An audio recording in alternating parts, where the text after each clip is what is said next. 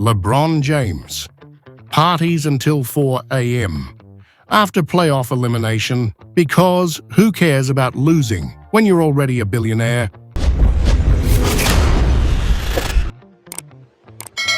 The Los Angeles Lakers were just kicked out of the NBA playoffs.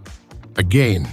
And while Lakers Nation is still licking its wounds, LeBron James is out in Beverly Hills, sipping on expensive wine and flashing that signature "I'm richer than you'll ever be" smile.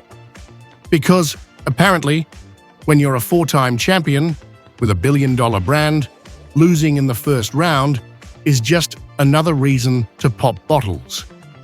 The King was spotted early Thursday morning strutting out of Wally's in Beverly Hills, a luxury wine bar where the cheapest glass costs more than your monthly Wi-Fi. And he didn't just dip in for a drink. Sources say he stayed until nearly 4 a.m., which is a bold move considering he just got humiliated by a team led by Rudy Gobert. Yes, that Rudy Gobert. But hey, when the dynasty dreams are dead and your team just got steamrolled by the Timberwolves, yes, we're still processing that too, why not drown the sorrow in Bordeaux and flex your Louis Vuitton jumpsuit like it's a championship banner? The new era of losing in style. Here's the thing that's rubbing fans the wrong way. LeBron James wasn't just at Wally's having a quiet drink. He was grinning ear to ear, like he'd just closed a sneaker deal with the Pope. Decked out in a luxury designer outfit, he was flanked by his usual entourage, NBA super agent Rich Paul, and Kris Jenner's walking accessory, Corey Gamble. Translation: it wasn't just a hangout, it was a statement. One that says, I may have lost on the court, but off the court, I still run this town, and therein lies the problem. When losing becomes a lifestyle brand. LeBron has never been shy about his off-court empire. He's a mogul, a brand, a businessman, and a pretty damn good actor in Trainwreck. But what happens when that mogul energy starts to eclipse the competitive fire we once admired?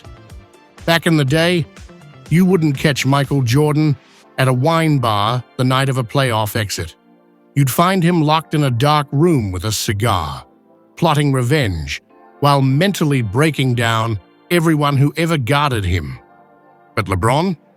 He's rebranding defeat, making it fashionable, turning playoff exits into lifestyle content. Maybe this is the new NBA. Maybe losing is just another opportunity for a photo op. We still booze. A motto for the soft NBA era.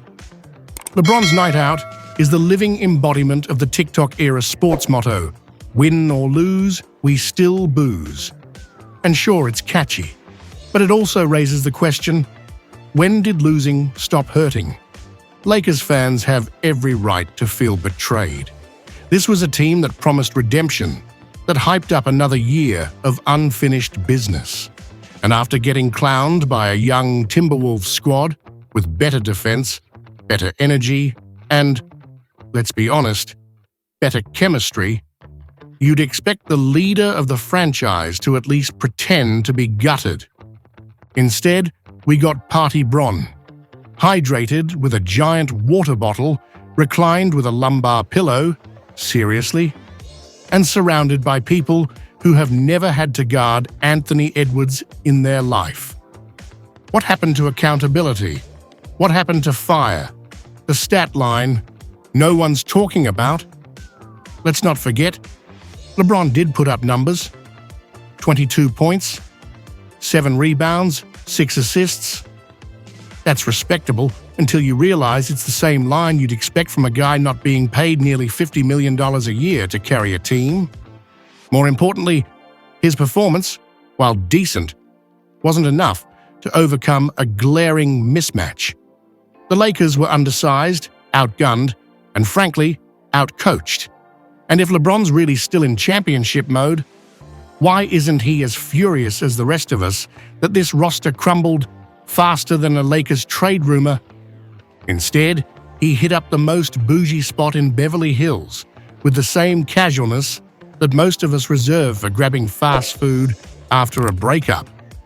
Except the breakup was with a season we were told could be something special.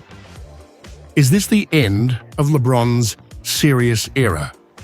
To be fair, LeBron has nothing left to prove. He's broken records, earned rings, and probably has more business ventures than your city has Starbucks. But for fans who still believe in the romanticism of sports, for whom every playoff loss should hurt, this smiley post-elimination behavior feels like a betrayal. This wasn't just any loss. This was a full-blown dismissal from relevancy, and the king, instead of showing frustration or remorse, is toasting with Napa's finest. It sends a clear message: I'm above this. And maybe he is. But if that's the case, maybe it's time we stop pretending he's still the face of competitive greatness and accept that he's now the face of athlete-turned-lifestyle influencer. Anyways, like this video and subscribe to Star Stunt. For the latest drama, gossip, and news, do it. Do it now.